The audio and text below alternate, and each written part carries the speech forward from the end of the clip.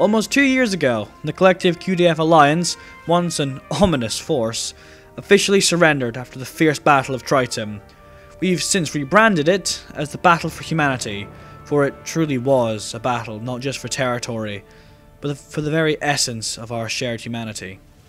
The collective, once a formidable adversary, has vanished without a trace. It's as if they were swallowed by the void they created. The highest ranking officers of the QDF, architects of the oppression we endured, now find themselves imprisoned for the treason they committed against humanity. Our sector, under the capable command of the allied factions, has entered an era of stability and growth. Their combined leadership has been nothing short of inspirational. Looking ahead, the allied factions, stronger than ever, have set their sights on the beta sector, specifically the system of Ospor. It's a new frontier, a canvas upon which we'll paint the story of our future. With a planned allied factions expeditionary force being assembled at Triton, where we will embark forward towards Ospor with the newest ship in the allied factions fleet, the UFES Borealis, a flying city transporting 30,000 civilians to Ospor. However, with the blessing of Grand Admiral Collins, I will be tagging along with the expeditionary force, with the task of investigating points of interest that have been flagged by long-range sensors along the way.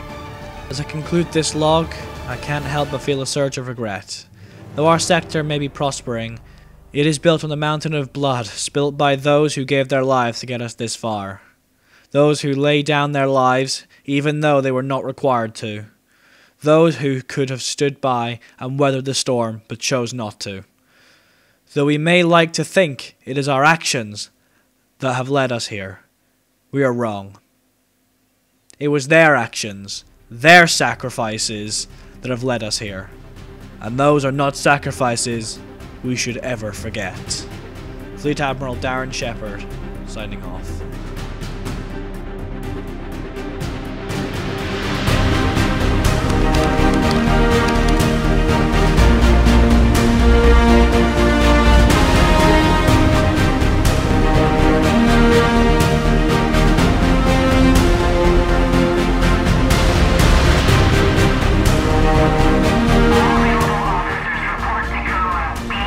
Grand Admiral, all ships in the 1st Expeditionary Force and Special Operation Executive Force are reported ready, apart from ship UFCN 1993B. Shepard. Should I send someone to go find them, ma'am? No, Captain. I know where he'll be. I'll go get him personally. Very good, ma'am, but the expedition is due to start at 0700 tomorrow. I'm aware, Captain. I'll get him back here in time. Well, not a great start for this Special Operations Executive Force when its leader don't even show up. Is it, Grand Admiral? Acting Director Shaw, what a pleasure to see you. You know, it might be about time the Admiral takes that early retirement. He's clearly no longer the legend he was a few years ago. Those 3 million deaths he let happen while his rebellion took its time really seem to be weighing on him. You know his reasoning for that, Shaw. And remind me, where were you during the Human Rebellion? That is beside the point, Grand Admiral. Borealis to Captain Kelly. The XO requests your presence immediately, sir. Very well, Lieutenant. Grand Admiral, a pleasure as always. Acting Director. If that'll be all, Collins, I will see you at the departure tomorrow.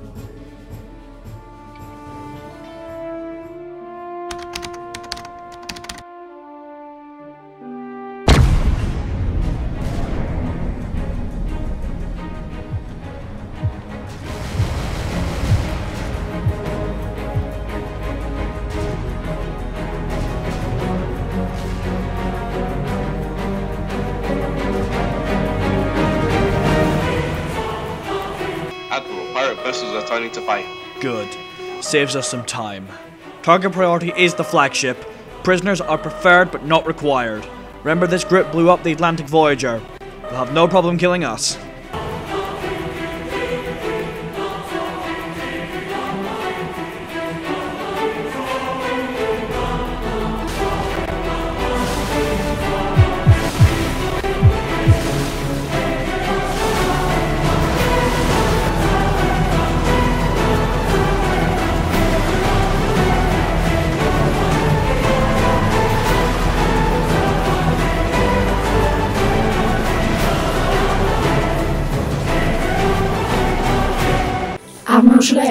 Project Rampart. Negative, Emma? No need.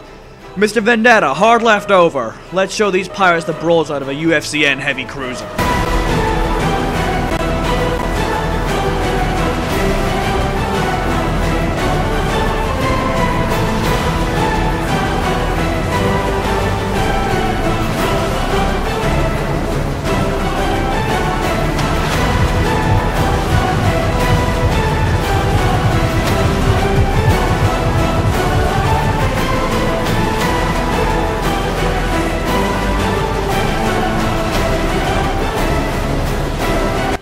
Are broadcasting surrender notices. Well, that was quicker than expected.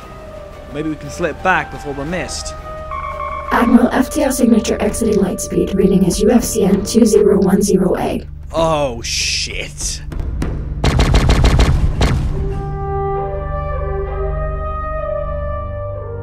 Fleet Admiral Darren John Shepard, why the hell are you not at Triton? I just had to cover for you to shore of all people. You'd better have a damned good explanation for this. He stepped in it this time. No kidding. And I apologize for that, but I got a tip off from an underworld contact of mine that the pirate group that destroyed the Atlantic Voyager was here, so I acted on that information before the lead went cold. And who exactly is this underworld contact? It's, probably better if I don't answer that question. Ma'am. Fine.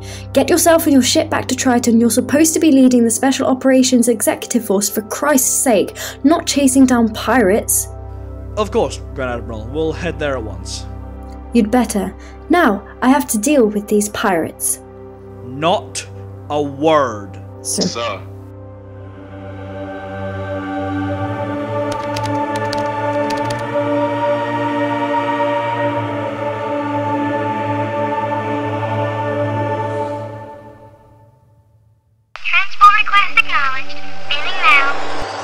Mr. Surzik, a pleasure to see you again as always. How was your mission of Aston? Prime Minister Orion has unfortunately died in a shuttle crash. It impacted into a fuel depot, leaving no evidence behind. Very good, Mr. Surzik, very good. How much collateral damage? 7 deaths, 29 injured. A small price to pay to finish off the Federal Coalition of Scrappers and bring the planet back under UFC control. You have a new mission for me? I do indeed. And this time it's going to be much harder than a simple accidental death. What is the mission, sir? As you know, Grand Admiral Collins gave up large amounts of former UFC territory to our allies after the Collective's disappearance. A decision that none of the Admiralty agree with apart from the Shepard brothers. And as you well know, to issue a vote of no confidence against the Grand Admiral of the UFCN, we need the Fleet Admiral on board with the idea, as well as all 6 admirals. Thankfully, the recent efforts to supplement our low recruitment numbers with clone officers in Project Republic has taken our Admiral Jack Shepard out of commission for the next year while he donates his blood to the cloning effort, which now has me as acting Rear Admiral in his place. So now, we have the 6 admirals on board, but you still need a fleet admiral. Exactly. And we only have a year to enact this plan. So, you will be placed onto the 1st Expeditionary Force. Unfortunately, we can't place you in the Special Operations Executive Force, as Admiral Darren Shepard has crewed the entire squadron with the first wave of these clone officers, as well as crew members from a source not even I am aware of.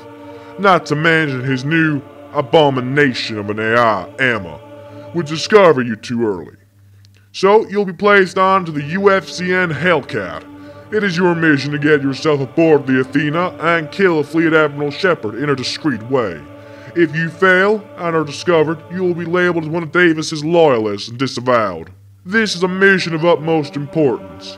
If the legend of Darren Shepard is still alive, any coup attempt would result in 70% of the UFCN siding with the legend, which even with our special ship nearing completion, we would still be at a serious disadvantage.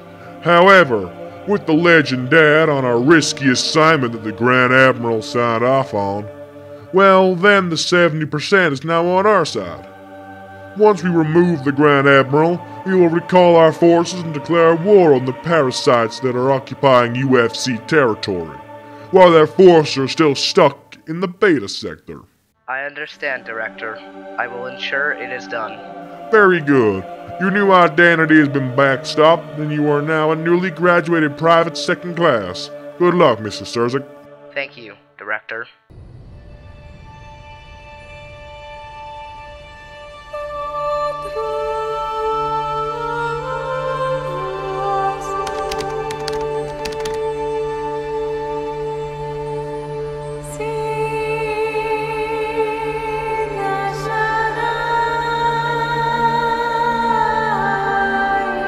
Admiral, the first expeditionary force reports ready. All squadrons report in Borealis confirms ready. Very good. Change frequency to match Borealis. I want to hear this. Honored factions of the 1st Expeditionary Force, as we stand on the precipice of a new frontier, ready to embark on a journey that will test our resolve, courage, and unity, I am honored to address you as the captain of the United Allied Expeditionary Ship Borealis. Today marks the beginning of a historic mission that will define our legacy and shape the destiny of our civilization. We find ourselves at the edge of the Alpha Sector, about to venture into the uncharted territories of the Beta Sector. Our destination is the Osborne system, where we will undertake the monumental task of constructing a jump gate, a gateway that will forever link these two sectors and pave the way for unprecedented exploration and collaboration. In the face of uncertainty, it is crucial to remember the purpose that unites us. Our mission goes beyond personal ambition or individual gain. We are the torchbearers of progress, the architects of a bridge that will connect civilizations and foster understanding across the cosmos. As we set sail into the vast unknown, let the spirits of camaraderie guide our every action.